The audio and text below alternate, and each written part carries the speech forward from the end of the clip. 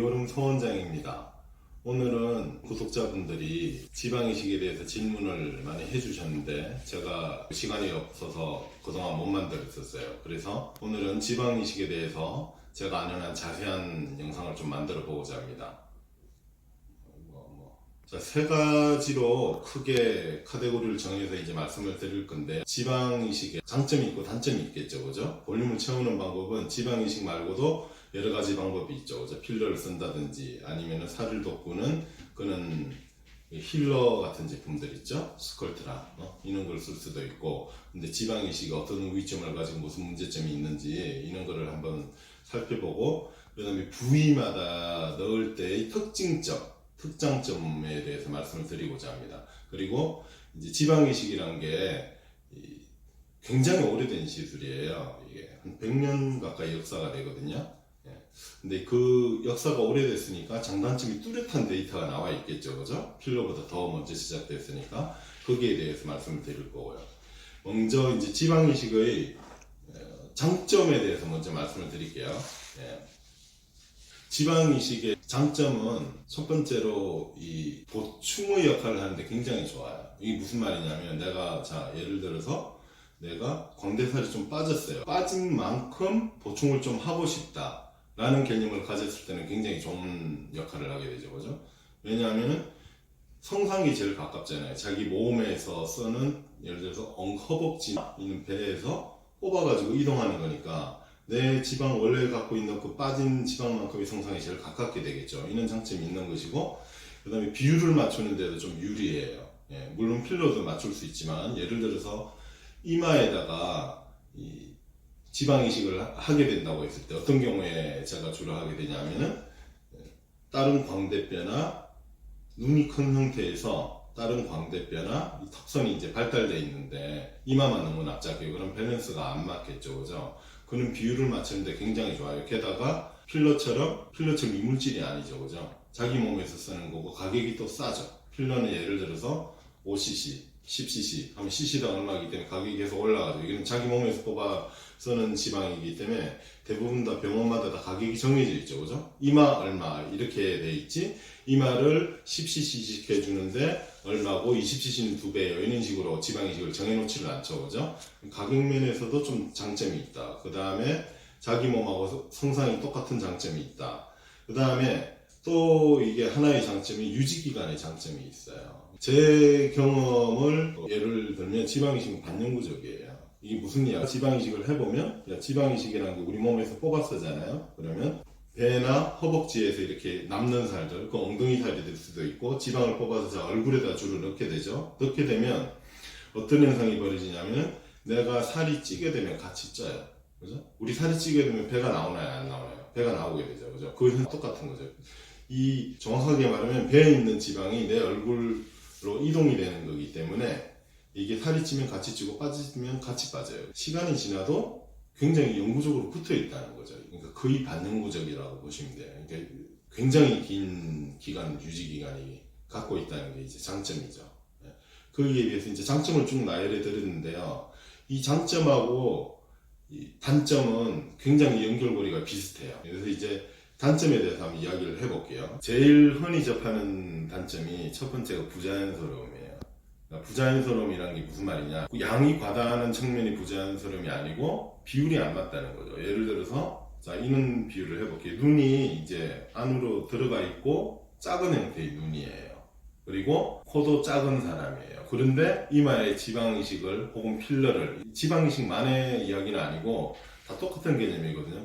이마만 이렇게 톡 튀어나와 있어요. 빵빵하게 채웠어요. 이마가 납작하다고 해서. 그러면 다른 아래쪽 얼굴은 평면적인데 거기만 볼록하게 되잖아요, 그죠? 그러니까 이게 비율이 안 맞는 거예요. 부자연스러운 거예요, 부자연스러움.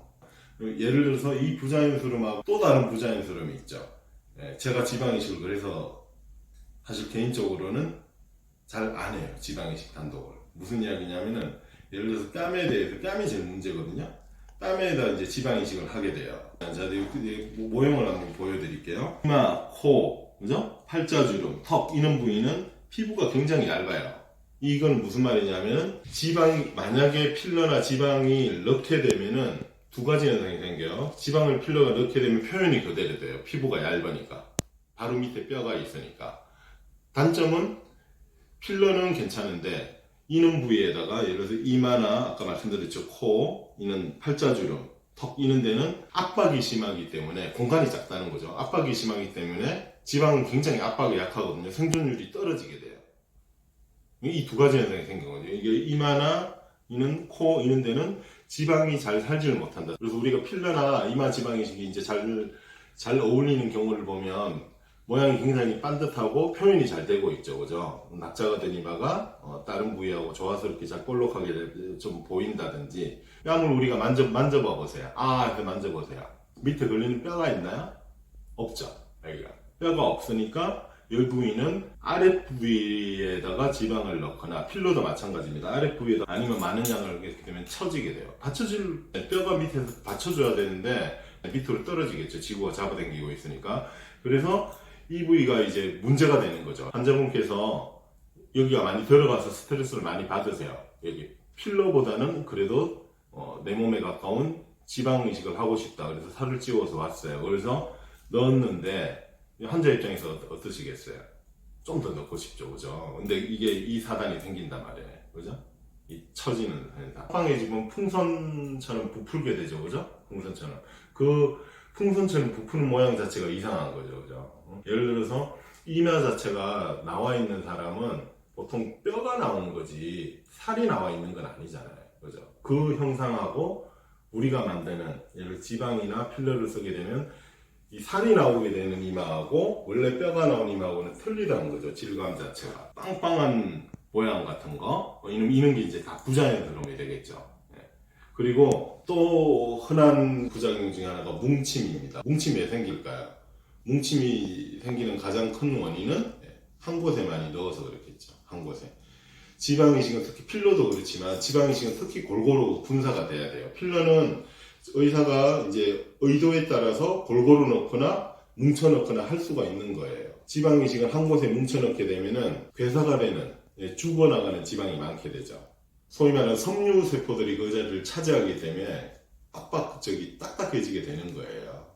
지방은 원래 말랑말랑해야 되잖아요. 그 지방의 무덤이 많아지면은 딱딱해지는 거죠. 결국은 이제 한 곳에 많이 뭉쳐 넣었다는 이야기가 되겠죠. 그죠? 그런 거고, 염증의 문제가 있기는 한데, 그런 경우는 굉장히 좀 드물죠.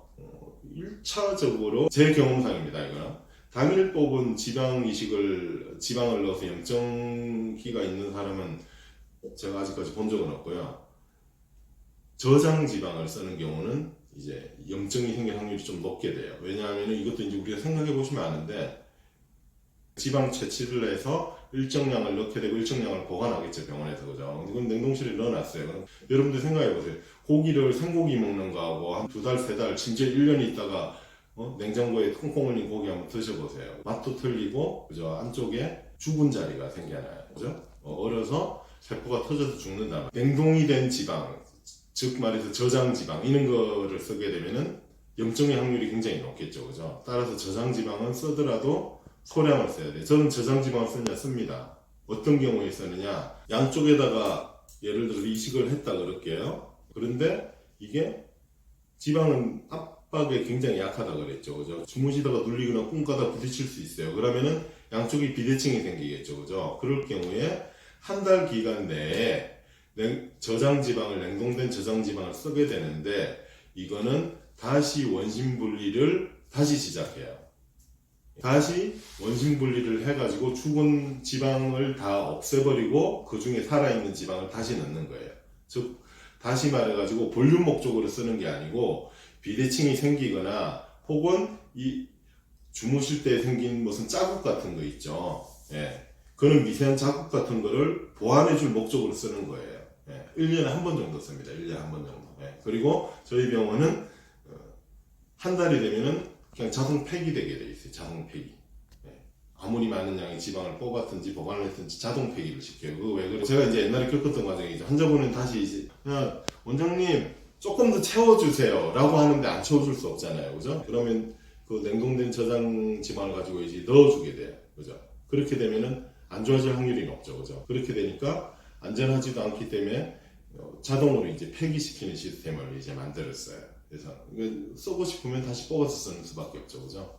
제일 좋은 방법은 저 지방을 더 넣고 싶으면 그 자리에서 뽑아서 넣어야 돼요. 생고기하고 냉동고기의 개념이라고 보시면 돼요. 똑같거든요, 그죠? 사람도 고기고 저 동물의 고기도 고기인 거예요. 그래서 이 생착률이 잘 나오는 지방을 쓰면 아까 말씀드린 뭉침도 덜 생길 거고 염증도 덜 생길 거고, 그죠?